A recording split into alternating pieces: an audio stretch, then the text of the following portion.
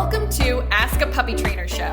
This is where we answer all of your questions about puppyhood. I'm Bethany. And I'm Sparky from the Puppy Academy. We're excited you're here. And now, let's get to the show.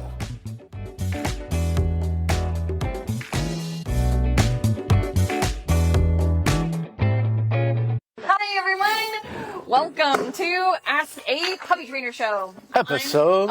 Episode 212. I have a very wiggly Cumberland Spaniel. And look at that little. He's what we call Look at the tail. a happy boy. Happy boy. It's a girl. Oh my goodness, is it really? It's because of the way their face looks. It just looks like the droopy, some masculine looking face. Yeah, it's the breed. Are you a girl? Are you a girl? She goes, yeah. She goes, how come you haven't worked with me yet? Sky Wilson. That's my last name. I'm having trouble accessing the live. Ride a white mare in footsteps of dawn. That is cool. All right, I need to, the Wilson family. I gotta talk to these people. Okay. Anyway. All right. We are going to answer your questions. Please include them in the comments. We prioritize people who show up. And so we do need the age and breed mix of your dog. Okay, so that You played in water. super helpful. You played in water. That is dried water smell, yes. But that's like outside dried water smell. He showers? That's what it is. If you get in the shower, that's what the smell is. A lot of dogs Yes. like that. Oh, you're so cute. Okay, let's see if I can calm her down so she can stay. All right. And anyone who wants to throw in a question, I know she already kind of mentioned it. We do prioritize the ones we get on screen. But I mean, if we're answering one of these or we're answering any of your questions up You can here, send them in. yeah, you could also respond to it. We'll go back and forth with you. We prefer the back and forth. It feels more personable. You're on TikTok? Yes. Okay. Personal. Oh. All right. Millie Hudgens. I have an 11-week-old Italian Greyhound who has a short attention span and doesn't seem that food motivated when it comes to training. Any advice for how to train a distractible, non-food motivated puppy? Okay, so first of all, that's a distractible breed. Yeah. It's a very, in my experience, and not that I've trained a ton of Italian Greyhounds, but the ones that we have trained, I think you would agree, is that they are a little flighty. They're hard They're a little nutty. build focus. They're a little nutty. I was being nice. No, they're nutty. It's like people get them for that nuttiness. It's like part of their title. Oh my goodness. I still remember Pixel. We had Pixel the Nut. He was crazy, but he was awesome. For me, with this breed, and we do food for every puppy, but I am not the type of trainer that's going to tell you to always use food if there's like certain things that where it's just not helping. Please. It feels like you're always begging for their attention. With this breed, though, I would be a little desperate to build food drive to help with focus. I mean, toys might do it, but I like food better because I don't have to add excitement to food. It's its own reward. So one of the tips that I would give you is as long as your puppy is a healthy weight, I have to mention that because this breed can be tricky with that. Spend a day hand feeding your puppy food and minimal work. Don't do anything crazy.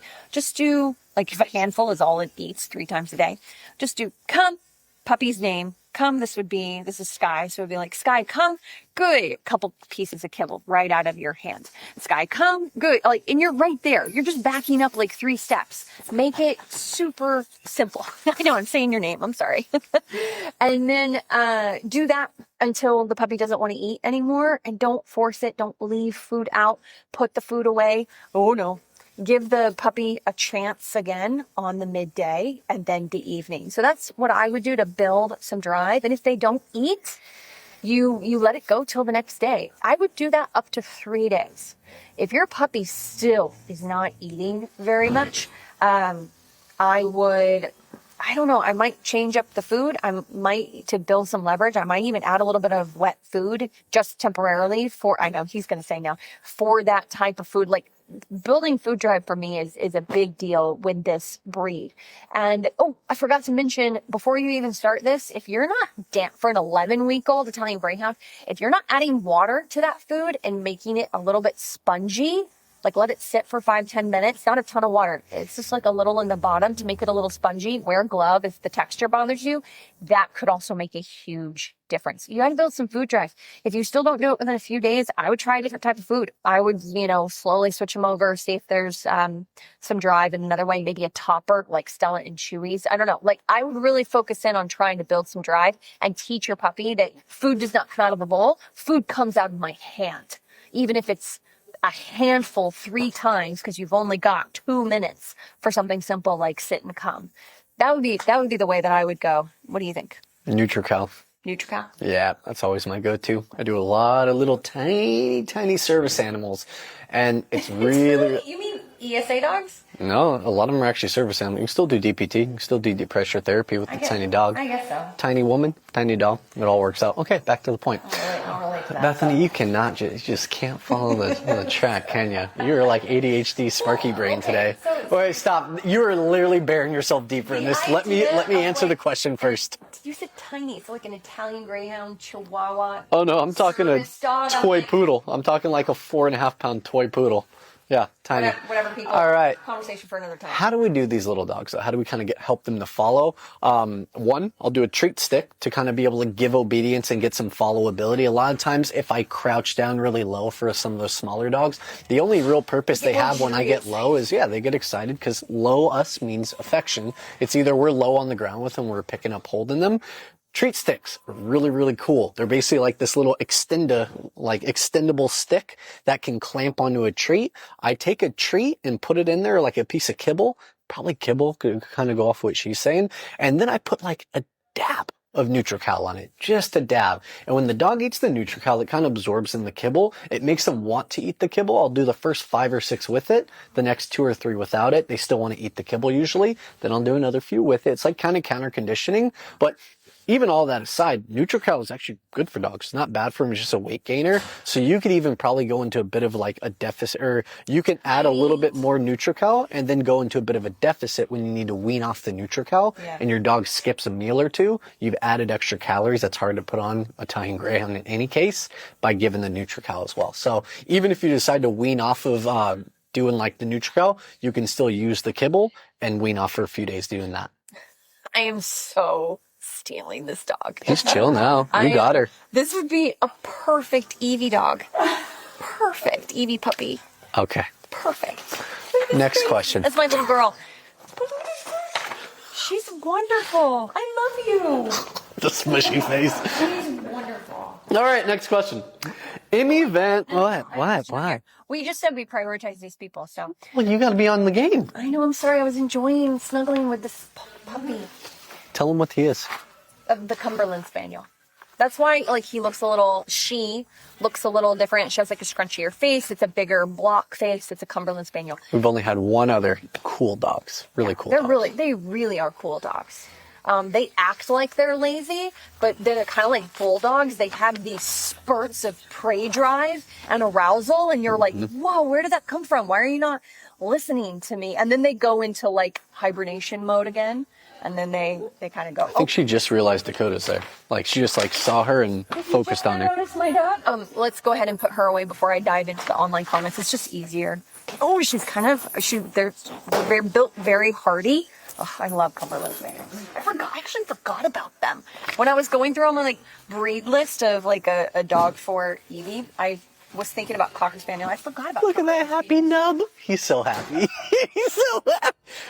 Ricky's. Because he started wiggling when he... She has a business brain, dog trainer brains. Yeah. But anyway, we keep calling him he.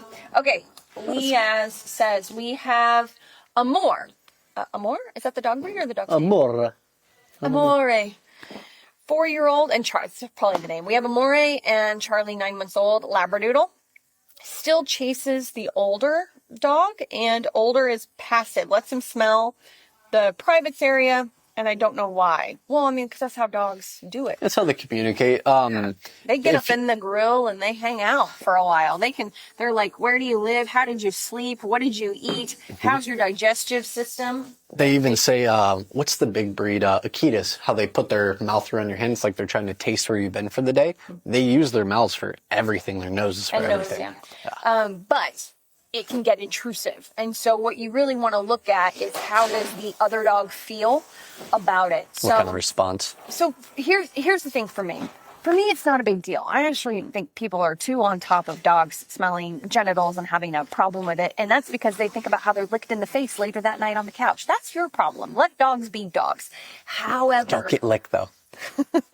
however, for me, if I don't want Charlie doing that really intrusive, because Amore doesn't mind maybe, and so it's letting it go too long, you know, that up in the grill and just lingering and licking and bleh, doing all that stuff.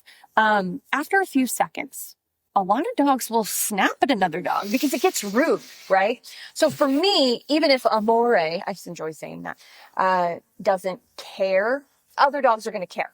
So if you want to ever have Charlie around other dogs, you need to start teaching better social skills. So you would need to intervene. And it's really simple. Like they just, you know, he gets all up in there and you go ahead and start heading towards him because you know he's not going to leave the situation. And after 2-3 seconds of lingering, which is actually a pretty long time, just walk in between them and say that Sparky is Charlie. So when you walk in between them, you're going to kind of do it facing. And so you're going to walk in between and then you're just going to move into Charlie a little, just like one step. Don't be crazy. Don't push him all the way, you know, up in the corner and just be like, hey, that's enough. What's Charlie going to do? Well, if you haven't practiced spatial pressure before with your dogs, he's going to go around you. Or jump on you. Jump on you or go around you and do the same thing. And you're going to have to rinse, repeat. And then you need to teach place in a way that balance trainers teach it with leash. Sometimes food for a puppy, we would use food and spatial pressure. And so you can look up how to do that or you can check out our online school, because we have one of those that goes through everything and more. And then I would also do it for thresholds. So front door, intervene, move in, teach spatial pressure, calm down, back up in different ways, not just the genital sniffing.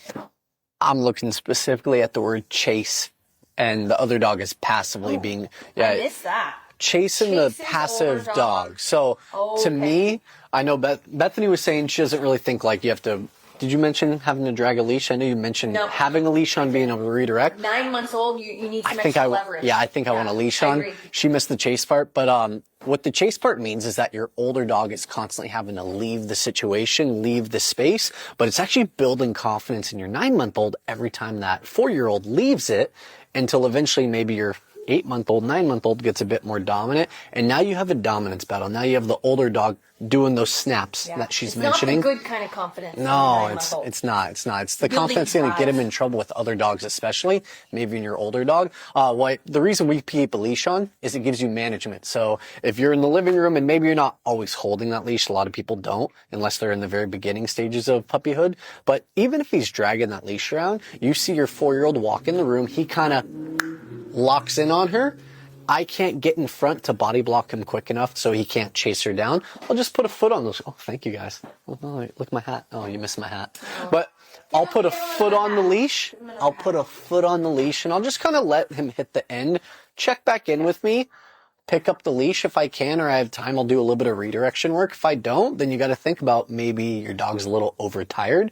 Maybe it's time for a nap time in the crate. I don't really do playpens with the bigger, older dogs, but something to consider. But definitely think about downtime for your puppy. If he's always looking for something to do, that sounds like overstimulation. Place command, the reason she's so adamant about that one is it's everything. It's a routine to tire out a dog. It's a out to go to that area for a short period of time. It's also duration work. It's literally how we teach dogs to stay for a prolonged period of time until we release them. It's your version of calm on command. You might have gotten away with it with Amore, but Charlie, now you have a pack, you have a pack of dogs. Mm-hmm.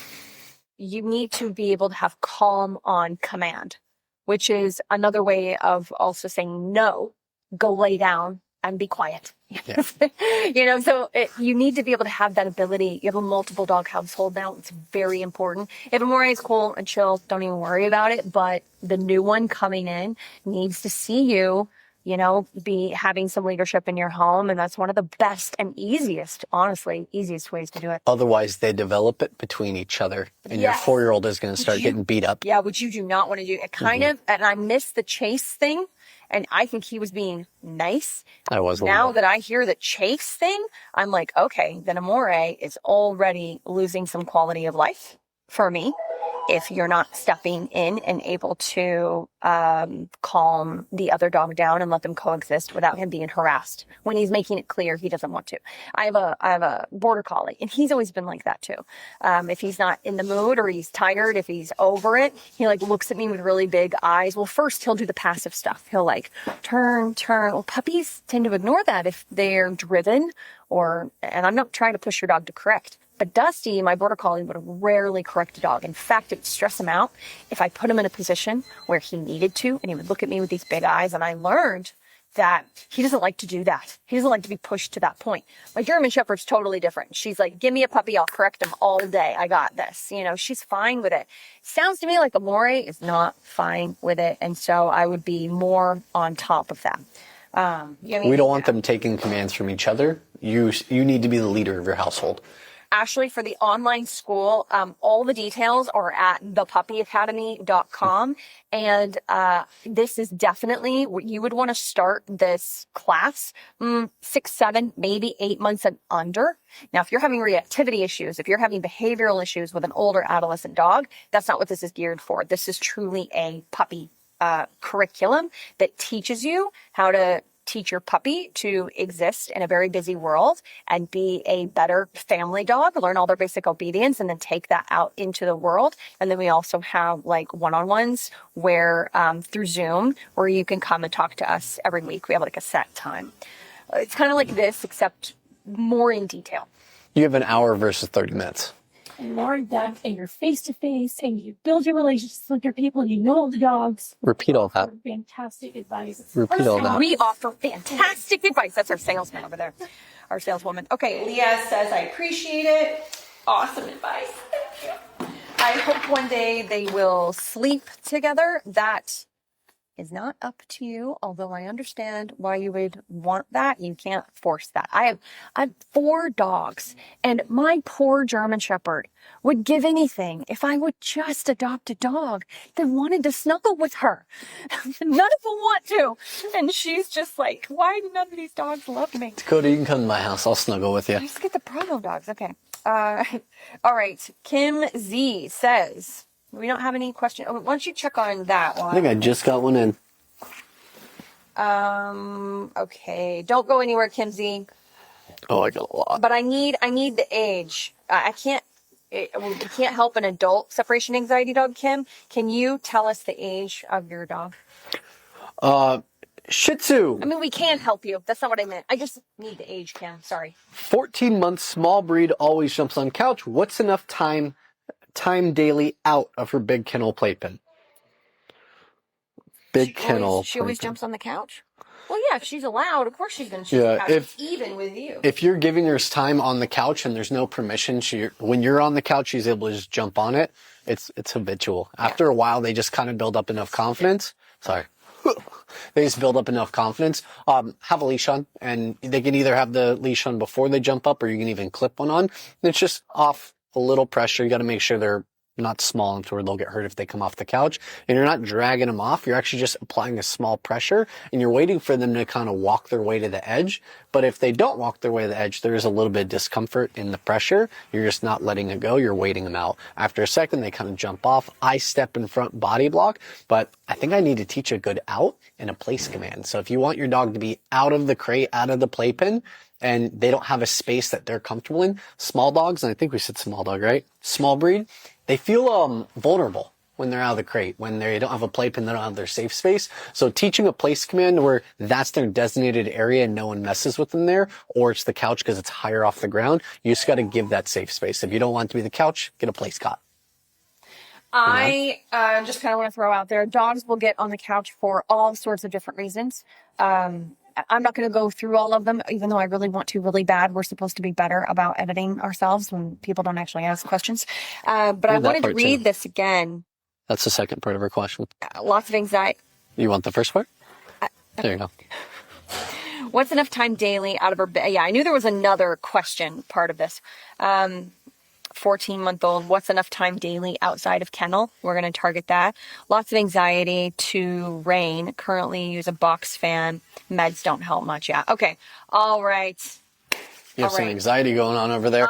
First of all, to kind of target the first question about what's enough time out of the kennel, I'm so sorry to not be able to give you a blanket statement. This is so dependent on your dog. My German Shepherd Dakota, even at a really young age, she could go in crate and sleep for 5 hours as long as I gave her a 45-minute walk and some love and 5 minutes of training. No joke. That's just how she's always been.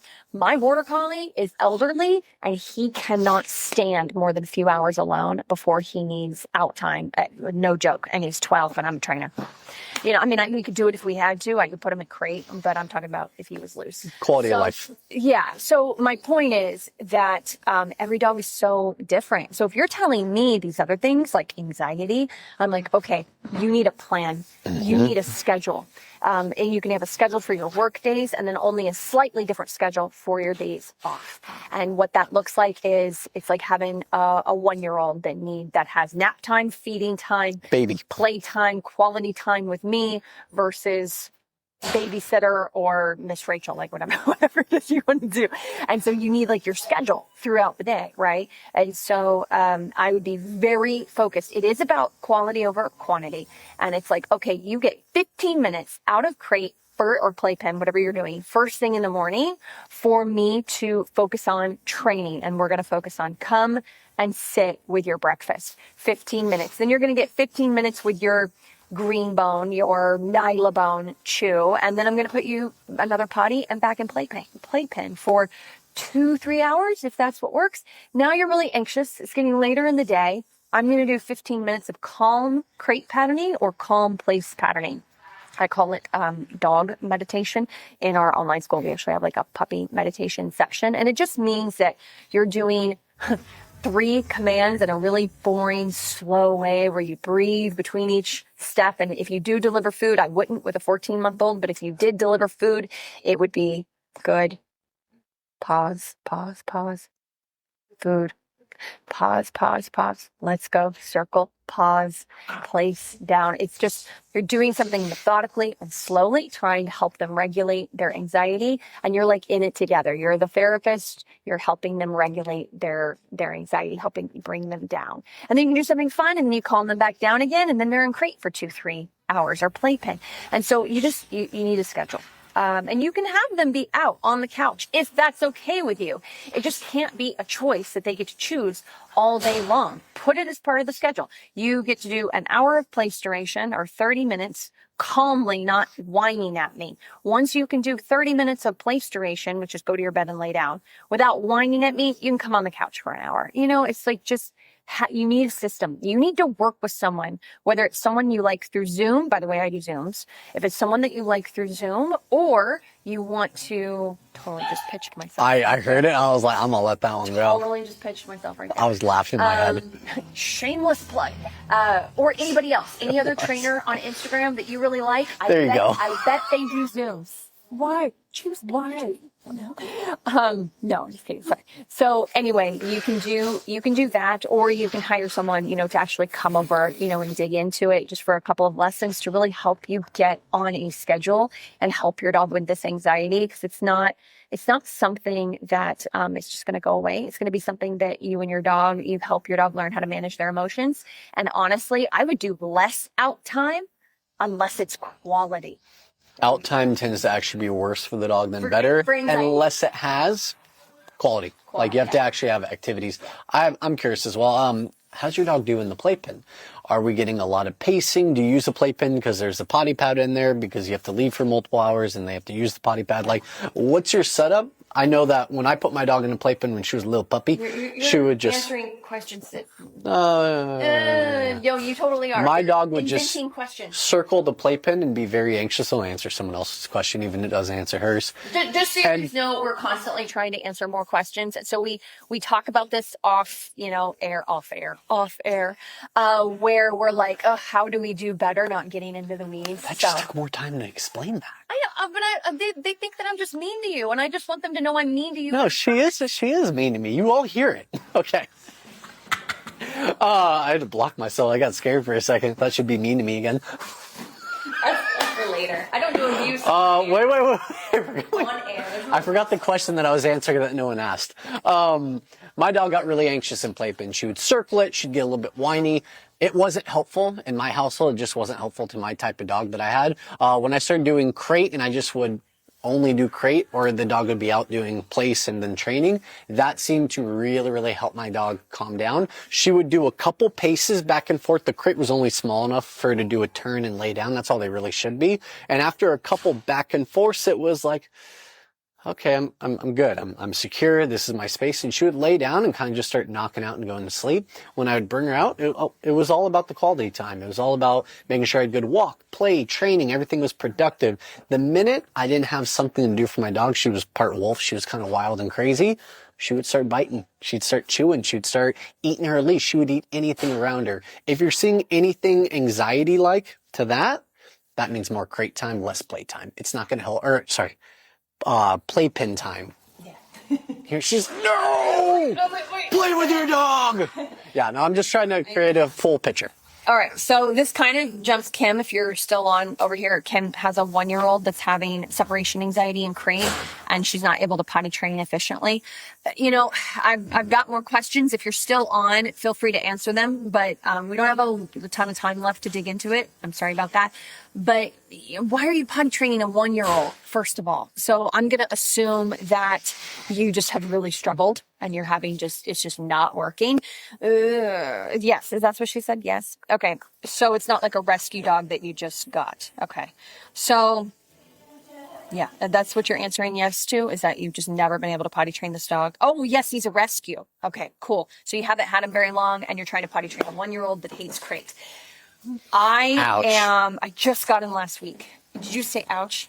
Yeah. Yeah, ouch. Okay, so first of all, I'm not going to just leave you with no help at all. However, separation anxiety, 1-year-old rescue, not potty trained. This has professional one-on-one training written all over it. About 8 to 12 sessions. What? Okay. Yeah. First of all, I have trained separation anxiety dogs via Zoom in 3. So don't listen to him. He's 8 to 12. No, don't listen to him. Don't listen. 8 to 12. No. 8 to 12 sessions. Stop it. Oh my gosh. I agree. He's just being ornery now, Kim. This is not about I'm not. This is about me. He's just being ornery.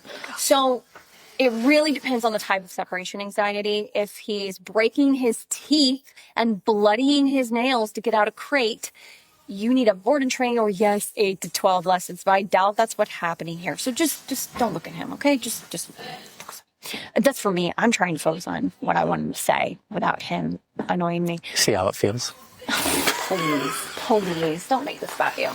Okay, so here are just some little things that I would think about, but I do want you to keep that in mind, is that this has a one-on-one Zoom and one-on-one in-person help written all over it.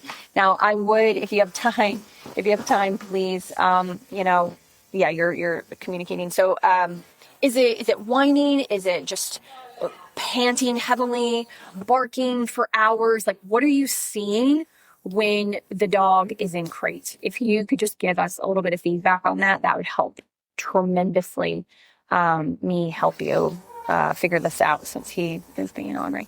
I wasn't being ornery. You are being ornery. That was my last program. But I had a really, really, really, really older crate anxious dog that had potty accidents. It took about 8, 12 sessions. Yeah, but so many people don't have that bad of anxiety. Barking and yelping. Okay, yeah, that's not great. When it's a year old, that's pretty bad. It means it's gotten bad. It's usually out of the level of separation anxiety and in severe separation can we anxiety. help her instead of you make excuses for why it takes you 8 training sessions to do something? 8 to 12. 8 to 12. Okay. Not 8. 8 to 12. Stop. Okay. So, you want to go about it, I'll do it. Okay, so this is just a lot to unpack. Irritating his trachea. Yeah, probably. So here's the thing. You have no idea what this dog's past is, and it doesn't matter. You have to look at it as this dog is coming in and you've got your trainer hat on. There is no cuddling on the couch right now. There is no, letting when you come home and Love, love, love. Just look up how to prevent separation anxiety and you'll see what I'm talking about. It'll say, make the dog earn more. Don't just be permissive and pet it every time it comes up to you, because that's the dog training you. There's so much to this that's not even related to crate. A lot of times it's how you are with the dog outside of crate. But here's the thing. This dog came to you like this. You didn't create it. So we just want to make sure that you don't continue to do things that nurture crate anxiety. Now, do you know, you may not know, it's only been a week. Do you know if this dog just hates crate or hates being alone? Can you just put it into a room? Can you leave it in the kitchen where if it did potty, maybe this might be the one time I do potty pads, they're able to be in the kitchen area? Because if I'm you and the dog is better and calmer when they're not in crate, I might just spend more money and go and get some baby gates and block off my kitchen and put puppy pads down for half my kitchen and teach the dog while I'm gone to go on puppy pads. Now, maybe that's not possible. I'm just saying there are a lot of factors here at play. Just hates crate. Okay, so maybe your potty training takes triple the time and you're not able to use crate right now because you need to focus on other things. Building confidence, impulse control around thresholds, being pet, not pulling on leash.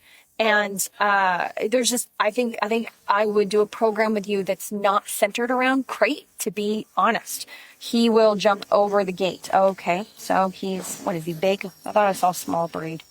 So you've tried the toy poodles can really jump. So if he jumps over the gate, what is he doing? Is he just going to the front door and waiting for you to get home? This is my point. We don't have time. It would be a 30-minute to an hour Zoom session to go over all of these things with you to figure this out. It's like, what do you need to focus on? Do you have a dog that absolutely has to be crated and just has to bark all day? Okay, dark room, white noise machine, and play the radio and go to work and come home and do your best when you're home, And it just is what it is for now, only for now, until you can build up focusing on crate because you got to get the potty training under control. Or would it be better for everybody to just put him in a bathroom, even, unless he's going to chew your door up, but is he calm in the bathroom when you leave? There's just so many parts to this. I'm sorry that I can't just give you an answer that helps, but hopefully that gives you something to think about. Do you have something, 60 seconds to add? Stop carrying the toy poodle. Stop carrying the toy poodle, yeah? The minute I saw a toy poodle, I was like, yeah. But it's every toy poodle owner goes through this at some point. It's usually not that bad if they get them a little bit younger, but yeah, I mean, you kind of walked in this one a little bit, so yeah, good luck. Yeah. Keep coming back. We'll keep giving advice. Yes. And really, please reach out to someone. She said, I don't. Sure you don't, Kim. Sure you don't. No, but seriously, you got to reach out to someone that you like, and you need to get a Zoom set up to really unpack this stuff, and then a few one-on-ones, because it's important for a number of reasons. It could be the anxiety, it could be the potty training, whatever it is, whatever habits your brand new rescue dog is exhibiting now. It is who the dog is, but in 2, 3, 4 weeks, it's going to be you wrapped into who the dog is. You'll be associated with those habits. So I appreciate you for reaching out here. I'm sorry that we couldn't be of more help, but that's just because this is it's a tough one. It's a tough one. All right. Lauren Meyer, thank you for reaching out multiple times. We appreciate you guys. Lauren Myers is preaching our choir right now. Oh, cool. All right. All right, guys. Talk to you guys later. Bye. Bye, Next guys. week, same time, same place. Thanks for tuning into Ask a Puppy Trainer Show. We hope you found some advice that you can use to help make puppyhood a little easier. Don't forget to join us live every Wednesday at 1 p.m. Pacific Time on Instagram or TikTok at The Puppy Academy. This is where you can get a chance to ask your burning questions in real time. And if you want even more puppy guidance, visit our website at thepuppyacademy.com for info on joining our online puppy school. If you enjoyed today's episode, please consider subscribing to our podcast and leaving us a review. These reviews let more people find us and supports us on our mission to help as many puppy parents as possible around the globe. Thanks for listening, and we'll see you in the next episode.